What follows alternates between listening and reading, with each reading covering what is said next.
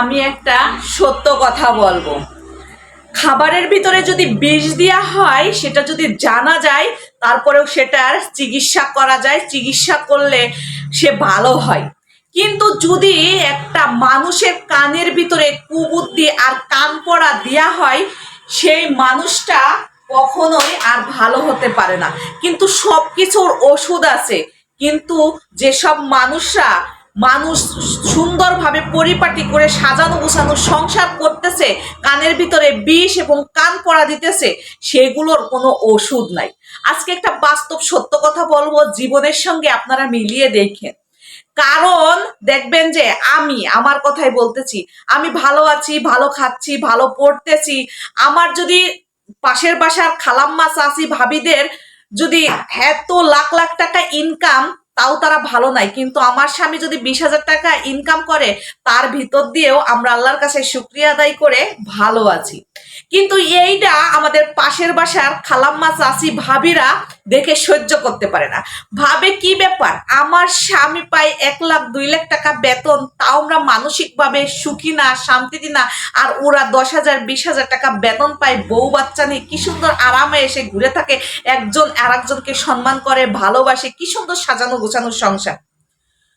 এইসব নারীরা মাথার ভিতর ঘুর পাস খায়, খাইয়া টাইয়া 2 দিন পরে এই যে মনে করেন যে ওই পুরুষটাকে কিভাবে ভুলাইয়া ভালাইয়া ওর সংসারে ঢুকবে। হ্যাঁ, আজকে বলবে যে ভাবি আপনাদের বাসায় একটু আসলাম, আপনার সঙ্গে একটু গল্প করলাম। কালকে বলবে যে ভাই কোথায় গেছে, ভাইয়ের ফোন নাম্বারটা দেন, আমার হাজবেন্ড নাই, আপনার হাজবেন্ডের ফোন নাম্বার দেন, আমার একটা মরিচ এনে দেন, আমার একটা পেঁয়াজ এনে দেন। এই করে টুস টুস করে মনে করেন যে আমার সাজানো গোছানো সংসারের ভিতর ঢুকে যায়। একটা কথা মনে রাখবেন যে আগুন আর ঘি কিন্তু এক জায়গায় থাকলে গলবে, ঠিক আছে? এটা পুরুষ মানুষ মনে করেন যে আমি যদি পুটুস পাটাস করি, তাহলে একটা পুরুষ মানুষ তো খারাপ হতে বাধ্যই হয়। আমাদের সমাজে কিছু কিছু মানুষরা বলে যে পুরুষ হচ্ছে দেহের পাগল, ঠিক আছে? তো দেহের পাগল তো হবেই। আমরা যদি বিলেই দেই, তারপরে তো দেহের পাগল হবে। তো এটা আমাদের নবীর আমল থেকেই বয়ে আসতেছে যে একটা পুরুষ মানুষ সে থাকতে পারে না নারী ছাড়া, ঠিক না? তার জীবন সঙ্গী ছাড়া থাকতে পারে না। তো যাই হোক আর তাই হোক, আমি একটা নারী হয়ে আর একটা নারীর সম্পর্কে বলতেছি, আমার বলতেও ঘৃণা লাগে।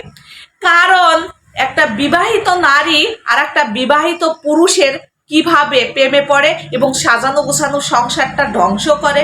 হ্যাঁ, কি মনে করতেছো কি ওর সাজানো গোছানো সংসারটাকে আমি ধ্বংস করে আমার স্বামী 2 লাখ 3 লাখ টাকা বেতন পায়, মানসিক শান্তি পাচ্ছি না, ওর সংসারে ঢুকে ওর বউ ওর ছেলে মেয়েকে দূরে সরাই দিয়ে ওই পুরুষটা আমার গলায় ঝুলাই নিয়ে আমি সারাদিন মাখামাখি কসলা কসলি ঢলাঢলি করব, ঠিক না? কয়দিন করবা? কয়দিন? 1 দিন 2 দিন 3 দিন করবা, তারপরে ঠিকই ওই পুরুষটা তার ভুলটা সে বুঝতে পারে, তার প্রথম স্ত্রীর কাছে ঠিকই চলে আসবে। আর যেসব নারীরা এই যে লোভের কারণে আর একটা সাজানো গোছানো সংসার ধ্বংস করে, মান ইজ্জতের ভয় করে না এবং তার নিজের সেই পুরুষটার লাইফটার কথা ভাবে না যে আমাদের ভবিষ্যতে কি হবে, মানুষ আমাদেরকে নিয়ে হাউসিসি করবে, এইটা ভাবে না। দেহের চাহিদা মেটানোর জন্য আর একজনের সাজানো গোছানো সংসার এইসব নারীরা ভাঙার জন্য চেষ্টা করে। আমার কথা শুনে হয়তোবা কিছু মানুষের অনেক জ্বালা যন্ত্রণা চুলকানি হতে পারে, কারণ যারা এইসব নাটক এইসব কীর্তি কাহিনী করে বেড়ে, দেখবেন যে তার স্বামী আছে, সন্তান আছে, সুখের সংসার আছে, কিন্তু ওই যে একটু ভালোবাসার জন্য আর একজনের সংসারে ঢুকে যায়। দেখবেন যে সে কি ভুংভাং, মুখে মেকআপ, মুখে ক্রিম, মানে সেই পুরুষটাকে দেখলে, পাশের বাসার ভাইটাকে দেখলে তার সাথে ঢলাঢলি কসলা কসলি এমন ভাবে লিক লিক ফিক ফিক করে, আপনার দেখলেই শরীর জ্বলবে, ঠিক আছে? তখনই ওই পুরুষটাও ওই ফাঁদে পড়ে, ওই যে দেখবেন যে ভালো দিকে কিন্তু মানে কম যায়, খারাপ দিকে দেখেন যে শয়তানে বেশি টানে। হ্যাঁ, তো খারাপের দিকে চলে যায়। যেসব নারীরা এইসব করতেছেন না, মানুষের সাজানো গোছানো সংসারটাকে একটু ভালোবাসা পাওয়ার জন্য ধ্বংস করে দিচ্ছেন, তাদের ভবিষ্যৎবাণী এতটা ভালো হবে না, ঠিক আছে? দেখবেন যে একটা ঘর 2টা ঘর এরকম ভেঙে ভেঙে তারপরে আপনাদেরকে পুরুষরা খাইয়ে দাইয়ে রাস্তায় ডাস্টবিনে ছুঁড়ে ফেলে দিয়ে চলে যাবে। তারপরে আপনি দিশেহারা পাবেন আর ওই প্রথম স্বামীকে হাহাকারের মতন খুঁজবেন। পুরুষ জাত আমি মনে করি তারা ভালোই, কারণ পুরুষ হচ্ছে নারীদেরকে সম্মান ভালোবাসা মর্যাদা দেয়। যদি শুধু একটু নারীদের কাছে সম্মান ভালোবাসা পায় তাহলে পুরুষ সবকিছু উজাড় করে দেয়, এটাই হচ্ছে বাস্তব।